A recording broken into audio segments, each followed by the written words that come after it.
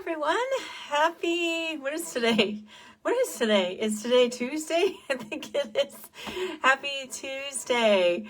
Oh my goodness. Welcome to Lunchtime Nuggets. I'm Robin Weissner. I'm a life coach and I am the creator of the Lighter Way Wellness Program, which is a whole life wellness program for women in midlife.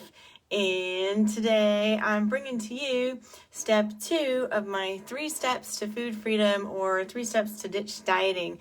So if you are just joining, go ahead and drop me some love or some thumbs up. Let me know where you're joining from and what's your weather like today. I saw parts of the country are having snow. It's crazy. It's like in our house, it's really cold right now, but it's still pretty mild weather here in Virginia. So, all right, I'm going to go ahead and get started with a review from yesterday. So I told you I wanted to share with you this week the 3 steps to food freedom or to ditch dieting. And this is kind of a big piece of what the Lighter Way program is about. It's about helping women ditch dieting, get rid of food rules, but also feel your healthiest, your best, vibrant self. And so yesterday, if you recall, we talked about charting your path. So before you start out on any type of goal, whether it is to lose weight or, to get a new job or to move, make a major purchase or something like that, you need to chart your path first. You need to know, what is the journey, right? What is this going to look like? And so I was saying yesterday, I used the analogy of climbing a mountain. You're not going to usually start from the bottom and go straight for the peak to the peak all at once. There's going to be base camps along the way, and there's going to be, milestones that you mark. Sometimes there'll be switchbacks. Sometimes you're going to go back down a little bit, and sometimes you're going to shoot straight up. Sometimes it's very steep. Sometimes it's flat. This is the truth of how our journey through life is. And so before you would ever take off and start climbing a mountain, you would first want to know, what are the conditions ahead? What is the current state that I'm in, so that I know what I need to be successful. So I asked you yesterday to think about some of those questions about where are you right now?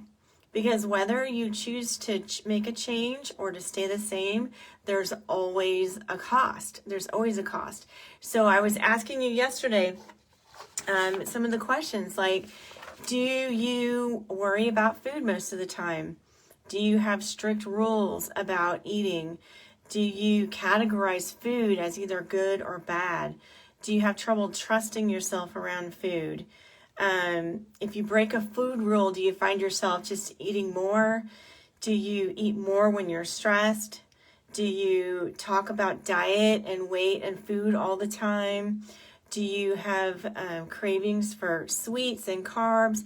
Does it affect your social life? Like when you are going to a social event, do you maybe hesitate because you're afraid of the food? You won't be able to trust yourself around, or you'll just won't feel comfortable. These are all things that kind of restrict us. It makes us smaller. It makes us live smaller.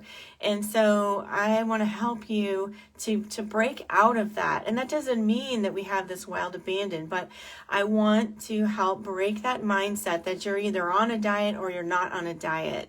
You don't have to be ever on a diet. We can create a mindset and a healthy relationship with food and our body so that we trust ourselves to eat what's most nourishing naturally. And when we choose to eat things that are not as healthy, we just do. It's not a big deal. We don't beat ourselves up. It doesn't make us morally good or bad based on what we eat. So we want to have peace with food and peace with our body, that we come to this relationship, this crossroads between the 3, where we care and nurture for our body enough to where we feed it and we care for it in ways. Hopefully my earbuds didn't just die. Okay, they're just connecting. That hopefully it will just bring about the best health, right? The best health and the best emotional mindset. So yesterday we talked about, like, you need to establish and not establish, but you need to recognize where you're at right now, the reality of where you're at. If you can't like sign up to climb a mountain if you are walking on crutches right now, right? Same kind of thing. Before you, well, you could, right? But you wouldn't want you wouldn't have the same plan as someone who has been climbing mountains for years, right? So you got to be realistic about where you are right now. Now, I want you to cast your vision. This is step 2, casting your vision. So now this is not about, what you wish for. This is not about, I wish for this or I want for that. This is really, sometimes it's hard to do because we don't really give ourselves permission. And sometimes, I don't know, I think we feel guilt or some kind of weird feelings about wishing for everything, especially as Christian women, because we know that God is the author of our life. Like all plans are in his hands, right? We want to always be within his will, but that doesn't mean that it's wrong or bad to make goals, right? We just want to offer them up to him when we make them. And we don't say like, God, here's my plans, bless them, right? It's more like, God, what do you want me to do? How would you lead me? What's the path you want me to walk on? How can I, shift my path so that I'm able to serve you in the way you want me to serve you and your people? So it's a shift in mindset there. So with that in mind, you're taking yourself, with my clients, I take them 10 years future. If that seems like too much for you, just try 1 year in the future or 5 years in the future. But really take a moment and close your eyes. And if you were to have food freedom, if you were to have peace in your mind, between your mind and your body, what would that actually look like? What would your life actually look like? How would you feel when you woke up to start your day? If you were living not just in food freedom, but really living in a way that you are being kind to yourself, really caring for yourself. How would you feel when you woke up in the morning about looking forward to your day? Who would you look forward to seeing? And how would you look forward to spending your time? What would be the things that you would really be able to focus on if you weren't worried about how you looked, what the scale said, what you're going to eat today? If that all of that was gone, that was just like not an issue. You trusted yourself. You didn't have to worry about those things anymore. You trusted yourself that you could, make healthy choices and feel really good in your body, like physically feel good and feel healthy. How would you spend your time? How would you spend your money? What would you focus on? What would be the kinds of things that you listened to or you watched? Like, what would that life actually look like? And I won't take you through the whole thing now. This is part of what I do when I onboard my new one-on-one clients. But really closing your eyes and getting a vivid image of what that would look like. Really clear, like to where you are not just imagining, here's where I want to be in 1, 5, or 10 years, but like put yourself there in the future. And kind of, if you can, with your imagination, I know this is kind of a stretch, but put yourself there in that future and look around and experience it. And when you do that like your future self, right? You step into your future self. As your present self, you can ask your future self questions like, what decision did you make a year ago that got you to this place? What were the things that you struggled with, and how did you overcome them? Who were the people that were most instrumental in helping you get there?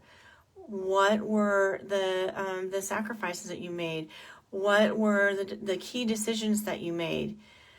You really can tune in to that future person, that future self, and ask questions, and it will help to guide you from where you are right now. So there's a saying that you can't get to there from here. You can only get to here from there, meaning that you have to see that future. You have to know it. You have to be very, very clear about it. When you see that, you will be able to naturally backstep the steps, the process that it takes to get there. So this might be something completely new to you. This is, again, a part of my Lighter Weight program. You can actually purchase the 3-day mini course if you're interested in that, where it steps you through it with some videos where I explain through each one. But this is the key to change. This is why we self-sabotage, because we can't envision ever being different. And so our subconscious literally is trying to protect us. When we start making progress, our subconscious is stopping us because it's like, no, we've never been there. We don't know what that looks like over there. Like, it's not safe. It's not good. I'm going to protect you. Let's just keep going back to our old habits. This is the definition of self-sabotage. And so when we can envision and when we can really experience it as if it is reality, we are more likely to be able to step into that healthier, happier, well-rounded version of ourselves. And it works. I'm just here to tell you, it works. You can ask any of my lighter weight clients. This is like the key to life transformation that is lasting. So that is step number 2. So I encourage you, if you didn't watch yesterday's, go back and watch that. Take an inventory of what your current diet mindset is costing you right now. And then envision if you were free of that, what would that actually look like? And then if you dare, imagine your life 1, 5, or 10 years from now if you don't change anything at all. Where will your current way of thinking lead you in the future? If you don't change anything about how you think, and you continue to step out in the same way for years, where is that going to lead you to? I encourage you to take that time to think about it. Most people won't do it. I hope you're different, but most people won't do it. They're too busy. They don't want to take the time. Then they don't understand why they don't get results. And so I'm just encouraging you, go ahead and try it. I would love to know what discoveries you have. Send me a message. I'd love to hear about it. And then tomorrow, I'm going to take you through step 3, where we are choosing one thing to focus on. And I have some key questions that I'm going to share with you that will help you to kind of step out in just one thing. A lot of times we think we have to do all the things. What if you just could do one thing that would make everything else easier or unnecessary? That would be pretty cool, right? That's possible too. So I'll be bringing that to you tomorrow. Until then, I hope you have a great rest of the day. Stay warm and peace out. Mwah. See you tomorrow.